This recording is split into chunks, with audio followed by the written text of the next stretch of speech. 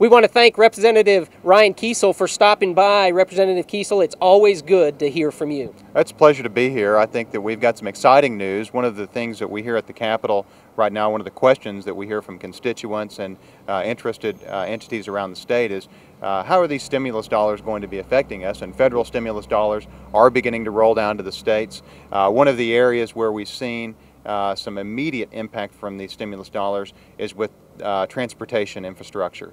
Now we're going to, with education and some healthcare initiatives, we're still receiving a lot of rules and guidelines as to how that money can be spent from the federal government, and our state agencies are working through those. But with the Department of Transportation in Oklahoma, the stimulus dollars were relatively easy to spend. They were placed directly in to the road and infrastructure plan from the Department of Transportation. And some exciting news here for District 28 is that we're going to be receiving a substantial amount of that money. We're going to see a $1.4 million investment in resurfacing I-40 from the Pottawatomie County line east, extending about 6.4 miles, as well as a resurfacing project on State Highway 56 for about 4.8 miles. And those together are going to be around $2.4 million in infrastructure investments. Not only are we going to be doing a great job in resurfacing these roads and making them more safe and more durable, but we're also going to be putting money directly into the local economies as we bid these out to contractors around the state. So that's some exciting news that we're updating, where we're seeing the stimulus plan that started in Washington, D.C. really begin to impact local communities. Yeah, and hopefully even some of the local contractors can get some of those jobs, and that'll be great. And you know, I'm all about comfort, so I'll like just the more comfortable roads. Oh, absolutely, absolutely. Well, and you know, and comfortable roads I think means safe roads. Right. And as folks drive across our roads in Oklahoma, it doesn't take doesn't take an expert in infrastructure to tell you that we could use some improvement. Sure. And you know, studies have shown that we are desperately in need of that in Oklahoma. So I'm glad to see that these federal dollars are not only going to be spent in the state, but we're going to be able to capture some of those right here in District 28. Well, and also something that really needs improvement when we were talking is I have 6 kids all in the public schools, and that deadline is fast approaching, you brought about. Talk a little bit about that. In 2003, lawmakers adopted legislation that said that by April 1st, we're going to fund public education. And the purpose behind that was because our school administrators right now are beginning to make decisions with regard to personnel. They're beginning to make decisions with regard to improvements to their school, whether they're going to be making updates to their buildings, are they going to be purchasing new technology equipment, textbooks. These are all decisions that are going into school boards and administrators' decision-making processes right now. And in 2003, the purpose behind this law was to give them a better blueprint of what they could expect. But since that 2003 law requiring an April 1st deadline, the legislature has never once met that deadline. And usually education, along with all of the other appropriated agencies, has to wait until the end of May before they know how much money they're going to be able to have to operate their school districts. I find a real problem with this, in that, one, it's important that we give these school administrators and school boards some roadmap as to where their funding is going to be.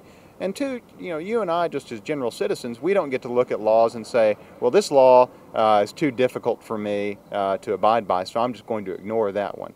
And that's essentially what the legislature is doing every time we miss this April 1st deadline, is that we're saying we understand that there's a law there saying that we need that we're required to meet this April 1st deadline to appropriate a budget for our public school systems, but we're not going to obey it. And I think that sends the wrong message. If it's too big of a problem to meet this deadline, then we need to consider taking the deadline out of law, which I oppose. But that would be preferable to me than saying, here's a law, we're just going to ignore it. Well, with all my kids going through the school, really my heart would be in just fairness to the administrators. We run a business, we're already planning for 2010. If we cut down to just a couple of months what the administrators have to plan for all the hardworking teachers that are teaching my kids and many of yours, that's just not the best environment for my kids. I have to concur you know, but we want to know what you think about that. Is the April 1st deadline something that should be doable or not? Please let us know. And then something that's exciting going on, something for the veterans, and something that you're working hard on. Yeah, and this is something that I've been working on for a few years now, and its current form is Senate Bill 59. The Senate author is Senator Andrew Rice, and he managed to pass this legislation out of the Senate unanimously. I believe it was unanimously, and we passed it out of the Appropriations and Budget Subcommittee on Public Health unanimously on Thursday. And what it would do is it would allow certain veterans to participate in the OEPIC insurance program. I think most Oklahomans would be shocked to find out that not every veteran has access to affordable health care. I think that there's an assumption that once you serve in the military that you're entitled to health care from the Veterans Administration for the rest of your life.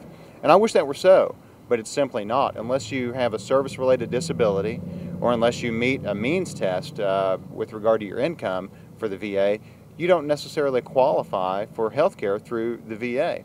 And then we have these veterans that make too much money to qualify for the means test, but then not enough money to afford private health insurance plan, and they're out in the cold.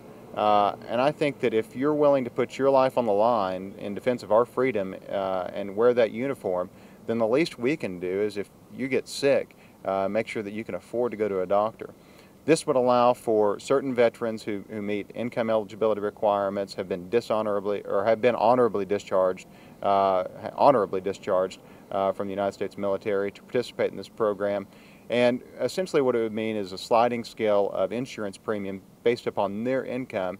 And those premiums could be anywhere from $51 for an individual up to around $69 for a family. So affordable health care for our veterans, I think we consistently lead the nation in the number of men and women from Oklahoma who serve in the armed forces.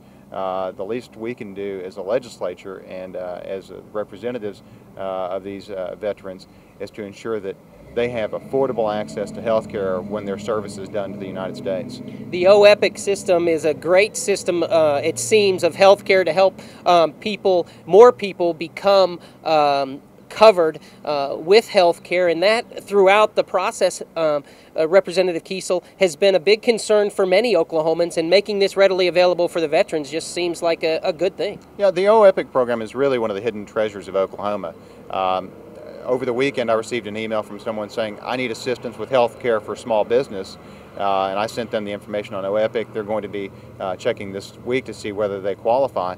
But I've heard from businesses not only in my district but from around the state who've said that but for their ability to participate in the OEPIC program, they would no longer be able to keep their business in operation. One small businessman in Norman that I was visiting with explained to me how he and his wife were essentially financing their health care on their credit cards because their premiums only covered catastrophic care.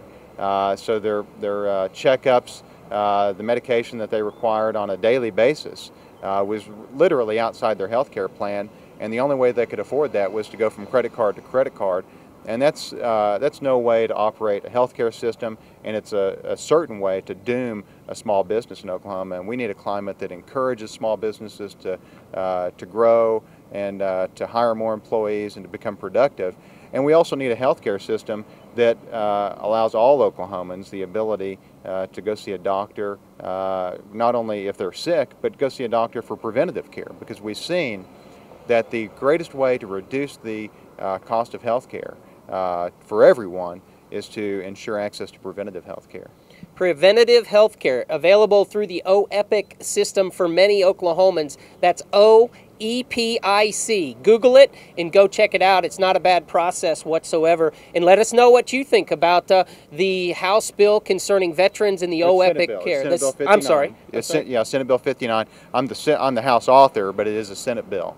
Excellent. Yeah. The Senate bill. The Senate bill. See, government a lot of times is confusing, but let's just get more accessible to all of our representatives, and we all learn more. Representative Kiesel, thank you very much for stopping in again. I appreciate the time to be here. Thank you.